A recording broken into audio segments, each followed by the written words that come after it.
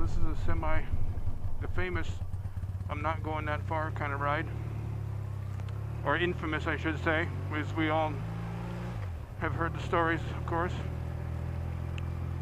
But truly, I'm not going that far. For me, it's also very familiar roads, which is probably either good or bad, I don't know. And I'm just already feeling like really hot and sweaty. I guess it's a little bit humid today or something.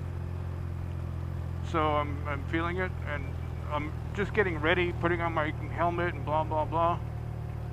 I feel like I'm already hot and sweaty, and I haven't got the fucking jacket on. So I just feel like, you know what? I think I'll if I don't, all I gotta do is not crash. And not let any, like this, what are the 3 rules? All I have to do is obey the 3 rules of motorcycle riding that I read somewhere. It's something like, you probably already know, but avoid hitting anything, avoid anything hitting you, don't drop it.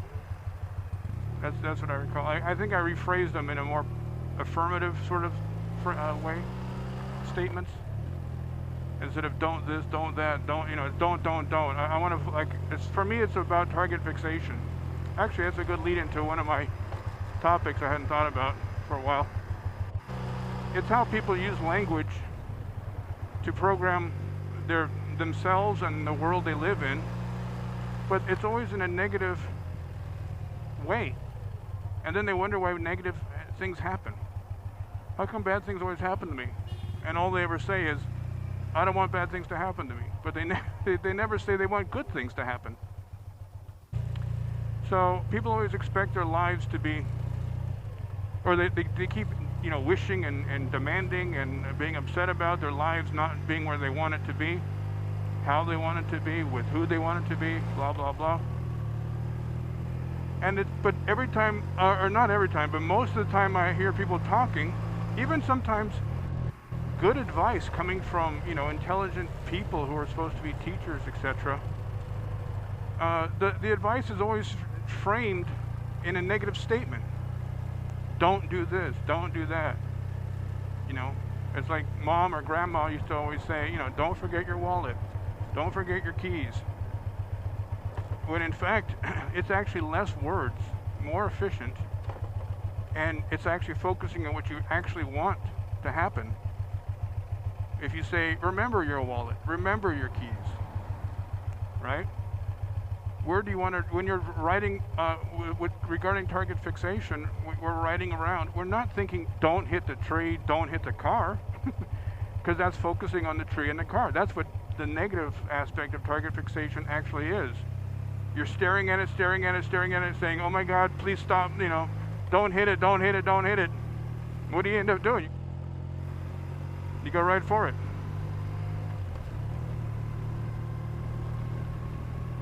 So I'm suggesting target fixating, since you can't avoid it, it's part of, you know, perception in life. It's just how it works. Since you can't avoid it, I'm suggesting make it work for you. Anyway, I'm not sure what else I can really say about that. I guess this is going to be a short one too, which is probably better for me and for you. Start focusing on, well, I'll tell you the little story, a backstory about one day, I don't know why, but decades ago, I was just thinking about this kind of thing, but I had no idea about target fixation. I wasn't riding a motorcycle. But way, way, way back when I wasn't even thinking about motorcycles or target fixation or anything like that. Am I gonna make it? Make it? Yeah, I will make it. I got the idea of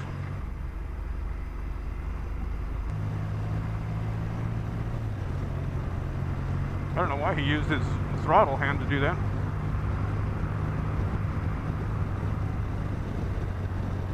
I got the idea of negative feedback, and it's verbal negative feedback for yourself and from other people, of course. And the thing is, you can't control other people. People tell you a bunch of negative shit. No, you can't. You'll never do that kind of, you know, that kind of negativity. I mean, you can resent it, but you can't really stop them. So it's better just to not take it personal. Remember, they're probably speaking more about their own insecurities and fears rather than what really your abilities are, speaking about your personal abilities. If you keep that in mind, you know, they're really probably more talking about themselves. You don't even have to say it. Just think it to yourself. Let them, you know, finish puking that up. And then you just say, okay, that's how you feel. That's fine, you know. Then you go about doing what you're going to do anyway. Then just continue succeeding at what you wanted to do in the first fucking place. And don't worry about what they were saying. But you people do it to themselves, is what, like what I was saying before. I'm not going to do this, I'm not going to do that. Don't hit things. For example, like I started with the motorcycle. All that is negative messages, actually, because from what I understand, and maybe the reason why target fixation happens, one of the reasons is your brain only really understands affirmative or acknowledges affirmative ideas. There is no such thing as a negative, you know, like there's no such thing as nothing kind of a, you know, sort of deal. I'm just saying that right now, I'm not sure, but it's sort of like that is how I imagine it. So what that means is saying don't do something, your brain doesn't really calculate and understand what don't means. It just hears the something. Don't hit things. All it hears is hit things. Compared to avoid hitting things is an affirmative. It's a positive, a proactive, you know, stance of what you want to accomplish. Avoid being hit by other things. Okay, that I know what that means. That's how I see it, at least. So that's my main thing. And I started. This back to the story. Sorry about this. This is a short video, by the way. So way back in the day, I started thinking about all that, everything I just told you, and I decided to try to do what I'm thinking about. From now on, I won't say all these negative things, right? Which is exactly what I'm just saying not to do. In other words, from now on, I'll speak in positive statements, would be the opposite, which is what I'm trying to do. From now on, I'm only going to speak in positive statements.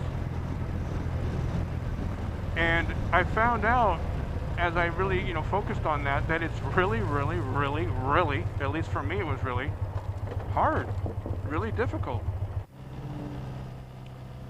I just found it very, very difficult. I mean, it took, you know, probably over 2 years before I stopped doing it catching myself. Of course, I would do it.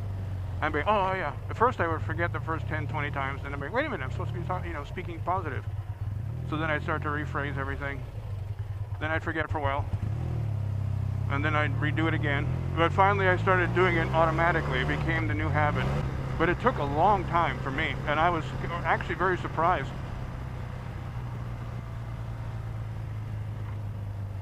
Not because, you know, I thought I was so great. It's just that I didn't realize how powerful that was, how powerful that habit was. And of course, the more I think about it now, the more I think, and that's also a lot of negative programming that you're giving yourself. Over and over and over and over. I mean, can you imagine? When you really start to calculate, how many times do you tell yourself something negative every day, every week, or whatever?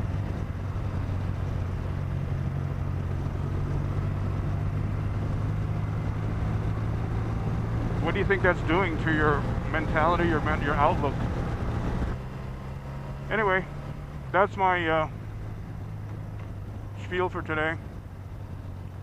If you found that interesting, productive, constructive, inductive,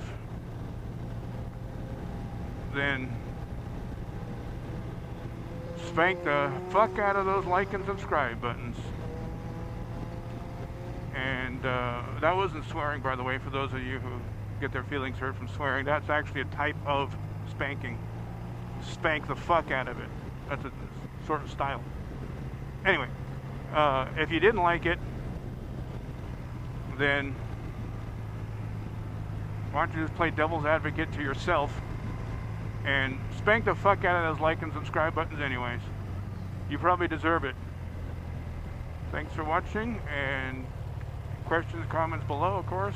Love to hear a conversation on this. And I'll talk at you later. I saw my own shadow. I was like, who's that? Right next to me. That's hilarious.